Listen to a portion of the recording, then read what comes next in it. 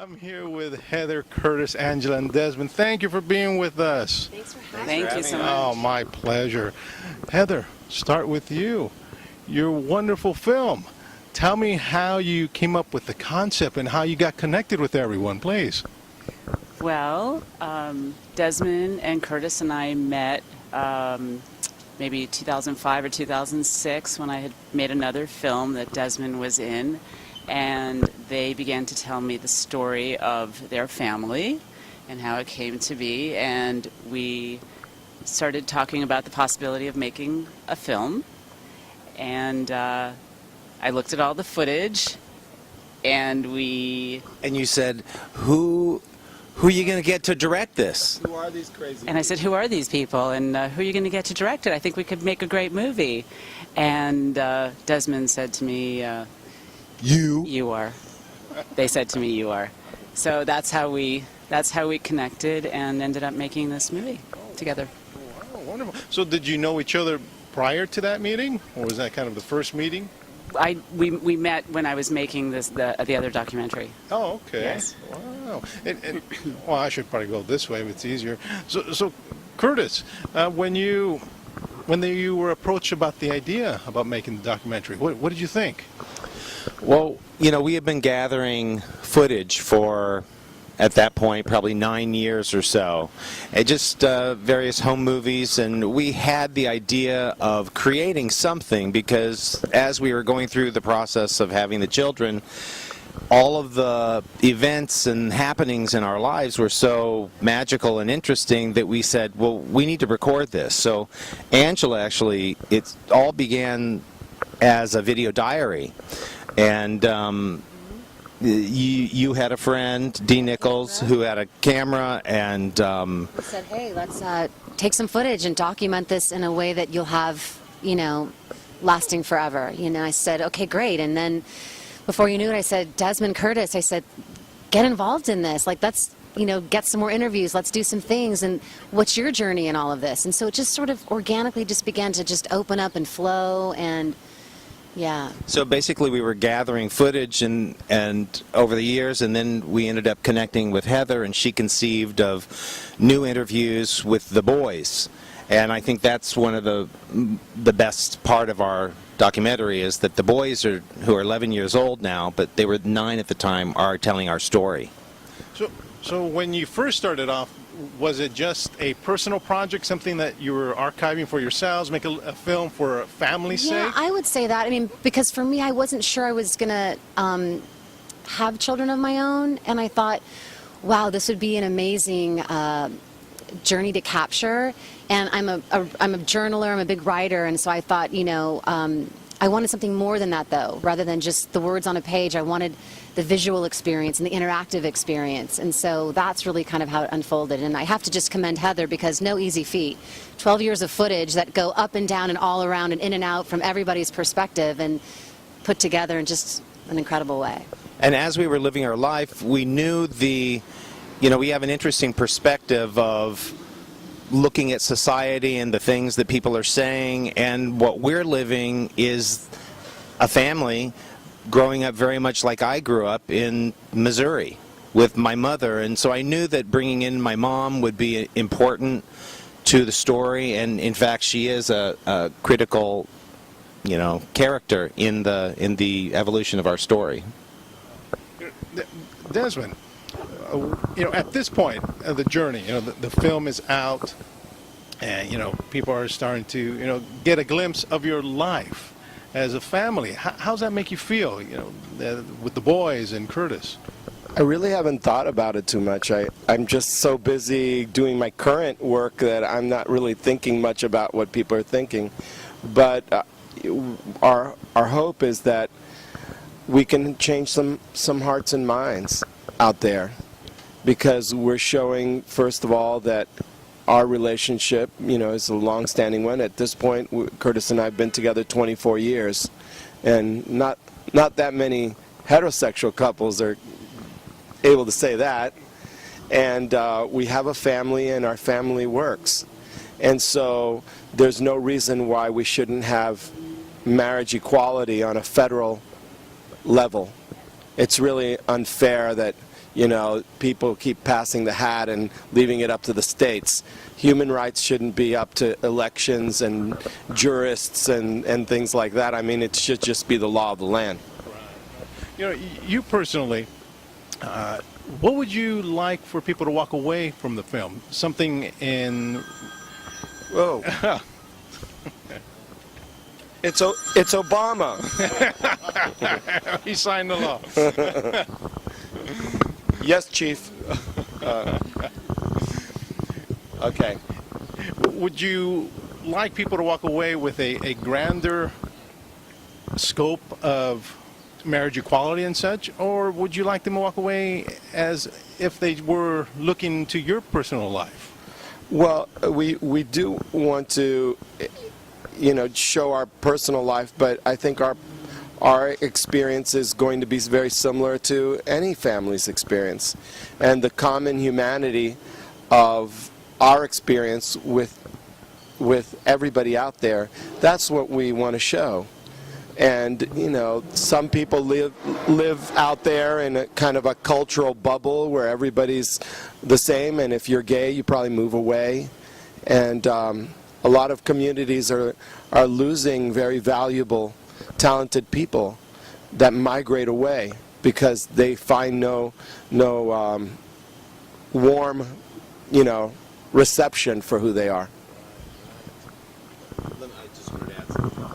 I mean, in the film, we go to Washington, D.C., and we wanted to visit Thomas Jefferson, you know, because it's, you know, are we America? He's not alive. Well, that's true. You know, it's liberty and justice for all, and that's, America is founded on those, so it's not liberty and justice for all with blonde hair or with blue eyes or, you know, so I think that it's a very simple premise that the country was based on, and when people start getting in the way of that, that's when we have trouble. So that's kind of, I mean, that's the basis of why we've shared our story, which is a very personal story. And, you know, the boys are doing pretty well with it. In the beginning, they were a little bit not happy, just like any 11-year-old would be to show even a picture of when they were a kid, you know. But I think that this is part of their education, too, of seeing that sometimes you have to stand up for what you believe in and be visible. You know, Heather, I wanted to ask you a question about the process of making the documentary. I know this isn't your first time around the block with the documentary filmmaking. Was it simple, difficult? Was it same, you know, from your perspective? This is actually the first film that I've directed, so this is my debut, and I would recommend anybody directing their film for the first time to not start this way with 12 years of footage and 300 hours. So the process, it was a very intense process. It took us about 2 years. My editor, Lennon Nersessian, who's not here today, he went back to New York after our screening last week. We literally looked through hundreds of hours of footage, starting with Angela's diary and all of the events that Desmond and Curtis filmed for years, as well as footage of Desmond's mother and Curtis's mother and extended family. So we have everything from Super 8 footage all the way up to HD footage that we literally looked at every frame. And then we were able to look at the narrative and see the storylines, and then we basically started again and interviewed the boys, interviewed everyone again, present time, so that we could complete all of the footage to finish the film. You mentioned it was 12 years of footage. Did you feel at the end, in real time? In real time. That's a lot of hours. It is. When you were done, you know, editing everything, did you feel that you had an intimate knowledge of Desmond and Curtis? You know, like maybe more than other friends? Yes, I do. I think I know almost everything about all of them. We have enough for 5 movies. You know, because I was going to lead into another question I was going to ask. Was there anything that you left out that you thought, before Heather saw it, yeah, well, maybe we weren't sure that footage, or the footage she did have, was there anything that you didn't want anyone else to see? Well, I think there was so much footage to pull from, and we had to make a lot of difficult choices. And I think that we had the vision for the boys to tell the story. This is the reason that everyone came together and the universe made this magical family happen. And we kept that vision in front of us the whole time. So it made it a little easier to make decisions about what to keep in and what to cut. But we had about 100 hours, 100 minutes on the first cut that we had to start chopping away at. And it was very difficult to lose. It was word by word. We had to be very judicious about it. It was easy for me. I just watched it and I said, I look fat there, take it out. Oh no, talk about looking fat. I said, okay, can we get some shots of me not pregnant so I don't look like a balloon in this whole movie? Oh my gosh. Curtis, any objections, or you were fine? Okay. His shots were great. I'm fine. Thank you very much. There were, I think we're starting to see in some of the question and answer periods after screenings of the film, people ask questions about, well, how did you and Desmond meet, and that kind of thing. So, there is a little bit of a mystery, and there's still a curiosity of other things, and who knows? They have questions. We didn't give Right. every single answer. Right, In the film. and maybe that's part of part two. Possibly. Angela, I wanted to ask you about your diary. Same kind of question. Was there, a few pages that you decided not to have everyone yeah. read? Oh, No. Well, because I had taken a lot of my journal writings and sort of did like a first outline of a manuscript, so to speak, of just what this could be on a broader picture for my journey and all of this and my experience. And Curtis is like, well, what about this? And Desmond's like, what about that? And I'm like, no, we're not going to talk about that. I think for the most part, it's all out there. The most important things are all out there, because what I have just found from people reacting as well is that they're connecting to it on so many different levels. It really is such a broad spectrum of what it brings people in and what draws people in, which I think is just, again, a testament to what Heather kind of put out there and, the footage we were able to capture and record, because it's really been the essence of our journey for the last 12, 13 years now. So, kind of the same question that I gave Desmond. What would you like the audience to walk away with at the end of the film? well, for me, it's just, look how normal our family is, Look how... Well, we think so. Well, we think so. But all of us coming from, So does the Addams family.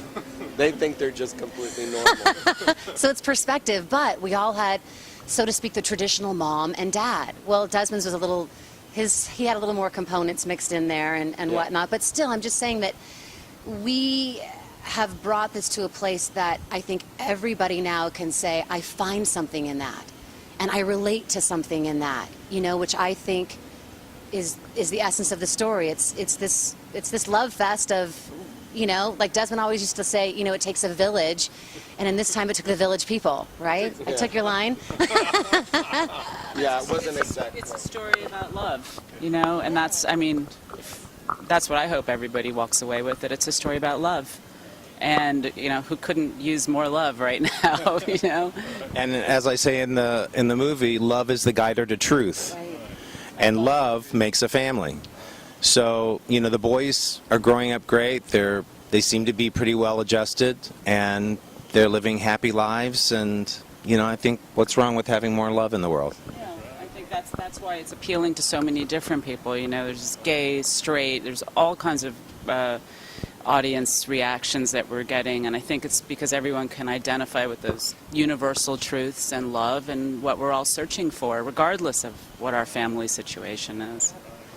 That's beautiful. Because, seeing the boys on the red carpet, they were just glowing and happy and taking pictures. They get That's that because from we're you not guys? filming them anymore. They're so happy. Happy that you're done. I don't have a camera in their face. They're terrific. That's funny. That's great. Just a couple more questions.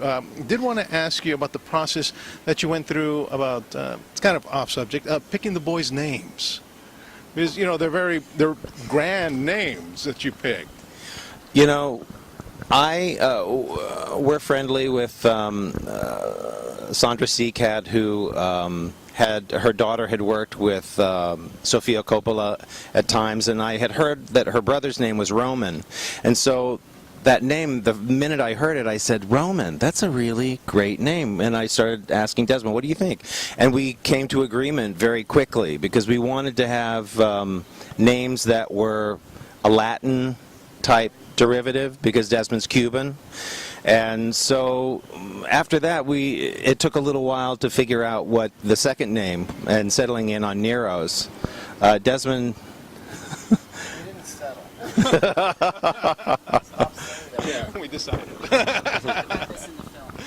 Right. Well, I wanted our second boy to be called Rivero because I always loved that name. But he said no, and it's mainly because he's prejudiced against Hispanic people. And so... Not true, not true. And so, I mean, I would have had Rivero and Armando. I mean, that's what I wanted. But we went with Roman because... Yeah, I don't know why. I mean, so what? You know, there are 70 million Hispanics in this country. We're already 34% of the population. What are you talking about? That's the documented ones of us, you know. But then Laura Nyro. well, you know, my all-time songwriting idol is Laura Nyro, and she was my friend also, and she passed away, and so you know, because I had Rivero, and you know, so my mind went to Nyro because it's the row part, so he accepted it. You know, I could have said Zorro. But we went with Nyro. No, but what do they say now? They're like, why couldn't have you given us some, like a... I don't know. I mean, I think it totally hasn't hit him that he's named after a lesbian folk singer. But, you know. Maybe we should make You think so now, Roman God, Roman Caesar. He doesn't need to know that. Cat's out of the bag. Just one last question. You still have so much footage, and now the boys are growing. Is there going to be a part two? Part two. Yes. I like the idea. I like it's my fantasy that the boys, you know. We sell this one first. I mean, I love the idea of it's seeing the world through Roman and Nyro's eyes, and it's in the question and answer periods. People say, "Yeah, you know, we like all the stuff about you guys, but those kids, we want more of them." You know, and so we'd love to find some avenues, you know, for them to have a commentary about the world and more on their family, because that's what it's all about, seeing, okay, so these are the kids that are being raised in this kind of a family, so let's hear from them. And so many times I'm so moved by any children that I see come through the news cycle that are speaking about standing up for their parents, and it's so moving to me that these kids are standing up for their parents. So I'd love for the boys to be able to do that if that's their passion. You know, we're not forcing them to do anything. High school years, college years. No, it was Heather. Wow. Right, we have 12 more years before we have part two. That's wonderful. So in the interim from now and the next couple of years, you'll be basically promoting the film and just going on with your careers. Am I correct? Exactly. The film in the fall will be coming out in New York and Los Angeles, which we're excited about. And then we all have multiple projects that we will be diving into and continuing on. Yeah. But you can find us on Facebook. To the documentary, and on Twitter, and we have a website, tothedocumentary.com, and anything else that I'm forgetting? Come see our movie. DesmondChild.com. Come see our movie. Come see the movie. Wonderful. Yeah. Angela, anything else to say? Your .com, since we're throwing those out? AngelaWhitaker.com. I'm working on a book, and actually Curtis and I think we're going to possibly join forces on this. It was mostly from my perspective and my journey as a surrogate mother, so we thought it might be interesting to put the twist in of kind of a he said, she said type of thing, and Heather may have thrown her hat into the ring to edit for us, so we'll see what happens. Yeah, because she's not very busy.